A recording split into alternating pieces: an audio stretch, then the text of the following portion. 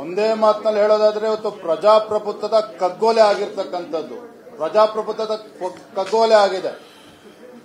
ಯಾವ ಸಭಾ ನಾಯಕರು, ಮುಖ್ಯಮಂತ್ರಿಗಳು, ಆಡಳಿತ ಪಕ್ಷದ ಹಿರಿಯ ಸಚಿವರೇ ಗೋಗರ್ದಿದ್ದಾಗ ಸದನದಲ್ಲಿ ನಮ್ಮನ್ನ ಕಾಪಾಡಿ ಇವತ್ತು ನಮ್ಮ ಹನಿ ಟ್ರ್ಯಾಪ್ ಮಾಡಿದ್ದಾರೆ ಇವತ್ತು ಅಂತೇಳಿ ಹಿರಿಯ ಸಚಿವರೇ ಹೇಳಿದ್ರೆ, ಆ ಸಚಿವರ ರಕ್ಷಣೆಗೆ ಬರೋದಕ್ಕೆ ಸಾಧ್ಯ ಆಗಲಿಲ್ಲ. ಮುಖ್ಯಮಂತ್ರಿಗಳಿಗೆ ಪರಿಶಿಷ್ಟ ಪಂಗಡದ ಒಬ್ಬ ಹಿರಿಯ ಸಚಿವರ ರಕ್ಷಣೆಗೆ ಬರೋದಕ್ಕೆ ಆಗಲಿಲ್ಲ ಅಂತ ಹೇಳಿದ್ರೆ ಇವತ್ತು ಮುಖ್ಯಮಂತ್ರಿಗಳ ನಡೆಯನ್ನು ಕೂಡ ನಾವು ಪ್ರಶ್ನೆ ಮಾಡಬೇಕಾಗಿದೆ.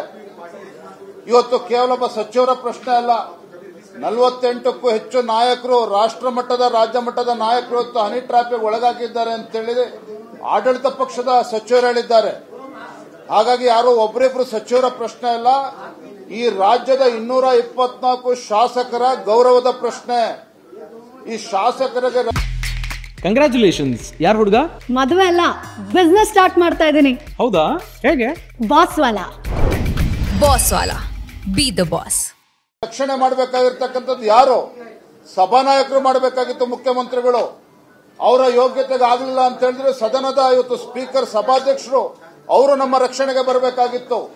ಇವತ್ತು ದೇಶವ್ಯಾಪ್ತಿ ಚರ್ಚೆ ಆಗ್ತಾ ಇದೆ. ಇವತ್ತು ಕರ್ನಾಟಕದಲ್ಲಿ ಮಂತ್ರಿ ಹೇಳಿರ್ತಕ್ಕಂಥ ಹೇಳಿಕೆ, ಸತೀಶ್ ಜಾರಕಿಹೊಳಿ ಹೇಳಿಕೆ ಕೊಟ್ಟಿದ್ದಾರೆ, ನಡೆದಿರ್ತಕ್ಕಂಥದ್ದು ಸತ್ಯ. ಇದು ಕರ್ನಾಟಕದಿಂದ ಏನು ಪ್ರಾರಂಭ ಆಗಿದೆ, ಕರ್ನಾಟಕದಲ್ಲಿ ಅಂತ್ಯ ಆಗಬೇಕು ಅಂತೇಳಿ ಸತೀಶ್ ಜಾರಕಿಹೊಳಿ ಅವರು ಹೇಳಿದ್ದಾರೆ. ಧೈರ್ಯ ತೋರಿಸಬೇಕಿತ್ತಲ್ಲ ಮುಖ್ಯಮಂತ್ರಿಗಳಾಗಾದ್ರೆ. ತಾಕತ್ತಿದ್ರೆ ಮುಖ್ಯಮಂತ್ರಿಗಳು ಸದನದಲ್ಲಿ ಬಂದು ಯಾವ ಸಚಿವರನ್ನ ಹೇಳಿಕೆ ನೀಡಿದ್ದಾರೆ ಸಚಿವರಿಗೆ ತಾಕೀತು ಮಾಡಬೇಕಾಗಿತ್ತು. ಯಾರು ನಿಮಗೆ ಹನಿ ಟ್ರ್ಯಾಪ್ ಮಾಡಿದ್ದಾರೆ, ಸಚಿವರು ಇರ್ಬೋದು, ಶಾಸಕರು ಇರ್ಬೋದು, ಅವರ ಹೆಸರು ಬಹಿರಂಗಪಡಿಸಿ ತತ್ಕ್ಷಣ ನಾನು ಕ್ರಮವನ್ನು ಕೈಗೊಳ್ತೇನೆ, ತನಿಖೆ ಆದೇಶ ಮಾಡ್ತೇನೆ ಅಂತ ಹೇಳಬೇಕಾಗಿತ್ತು. ಆ ಧೈರ್ಯ ತೋರಿಸಲಿಲ್ಲ ಮುಖ್ಯಮಂತ್ರಿಗಳು. ಇಂಥ ಸಂದರ್ಭದಲ್ಲಿ ಇವತ್ತು ಶಾಸಕರು ಸದನದ ಗೌರವ ಉಳಿಸೋದಕ್ಕೆ ಸಭಾನಾಯಕರಿಗಾಗಲಿಲ್ಲ, ಸಭಾಧ್ಯಕ್ಷರಿಗಾಗಲಿಲ್ಲ ಅಂತ ಹೇಳಿದ್ರೆ ಇವತ್ತು ನಾವು ವಿರೋಧ ಪಕ್ಷದ ಶಾಸಕರು ಈ ಸದನದ ಗೌರವ ಉಳಿಸಬೇಕು, ಸದನದ ಸದಸ್ಯರ ಗೌರವ ಉಳಿಸಬೇಕು ಅಂತೇಳಿ ಬಾವಿಗಿಳಿದು ಪ್ರತಿಭಟನೆ ಮಾಡಿದ್ರೆ ಇವತ್ತು ನಮ್ಮ ಶಾಸಕರನ್ನ ಸದನದ ಹೊರಗಾಗ್ತಕ್ಕಂಥ ಕೆಲಸ ಮಾಡಿದ್ದಾರೆ ಇವತ್ತು ಸ್ಪೀಕರ್ ಅವರು.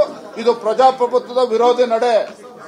ಇದನ್ನ ಭಾರತೀಯ ಜನತಾ ಪಾರ್ಟಿ, ಜೆಡಿಎಸ್ ಪಕ್ಷದನ್ನು ಖಂಡಿಸ್ತೇವೆ. ಇವತ್ತು ರಾಜ್ಯದ ಜನರ ಮುಂದೆ ಇವತ್ತು ಮುಖ್ಯಮಂತ್ರಿಗಳ ಬಂಡವಾಳ ಇವತ್ತು ಬಯಲಾಗಿದೆ. ಕಾಂಗ್ರೆಸ್ ಇವತ್ತು ಬೆತ್ತಲಾಗಿದೆ ಇವತ್ತು ರಾಜ್ಯದ ಜನರ ಮುಂದೆ.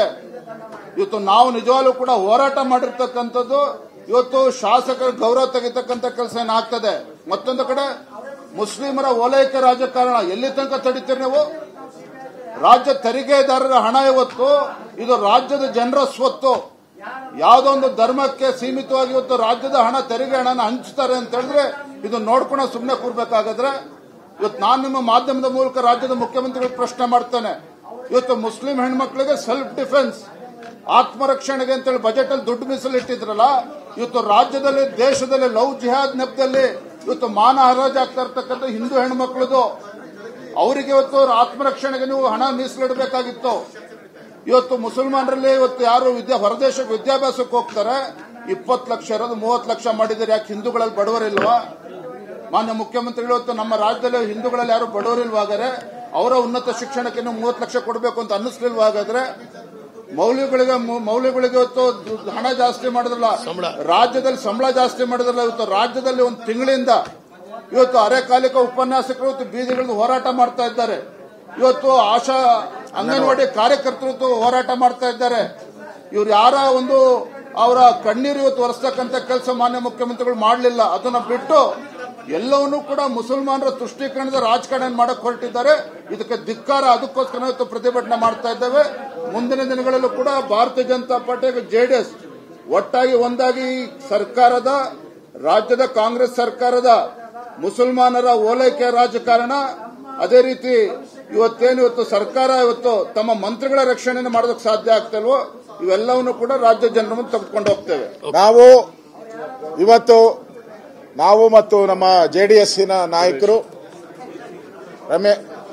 ಸುರೇಶ್ ಬಾಬು ಅವರು ನಾವು ಕೂಡ ರಾಜಭವನಕ್ಕೆ ಹೋಗ್ತಾ ಇದ್ದೀರಿ. ರಾಜ್ಯಪಾಲರಿಗೆ ಈ ಏನು ಅಮೆಂಡ್ಮೆಂಟ್ ಮಾಡಿದ್ದಾರೆ ಇವತ್ತು ಮುಸ್ಲಿಮರ ಓಲೈಕೆ ಮಾಡುವಂಥದ್ದು, ಮತ್ತೊಂದು ಮಿನಿ ಪಾಕಿಸ್ತಾನಗಳನ್ನು ಕರ್ನಾಟಕದಲ್ಲಿ ಸೃಷ್ಟಿ ಮಾಡಕ್ಕೆ ಹೊರಟಿದ್ದಾರೆ.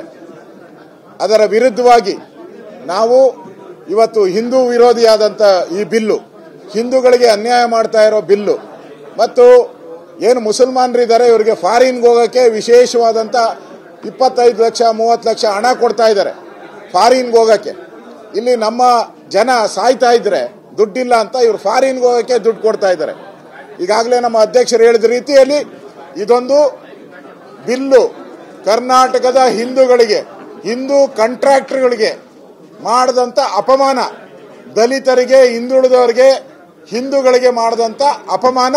ಇದರ ವಿರುದ್ಧವಾಗಿ ರಾಜಭವನಕ್ಕೆ ಹೋಗಿ ರಾಜ್ಯಪಾಲರ ಭೇಟಿ ಮಾಡಿ ಸಂವಿಧಾನ ವಿರೋಧಿಯಾದಂಥ ಈ ಬಿಲ್ಲನ್ನು ತಿರಸ್ಕಾರ ಮಾಡಬೇಕು ಅಂತ ಕೇಳ್ತಾ ಇದ್ದೀನಿ.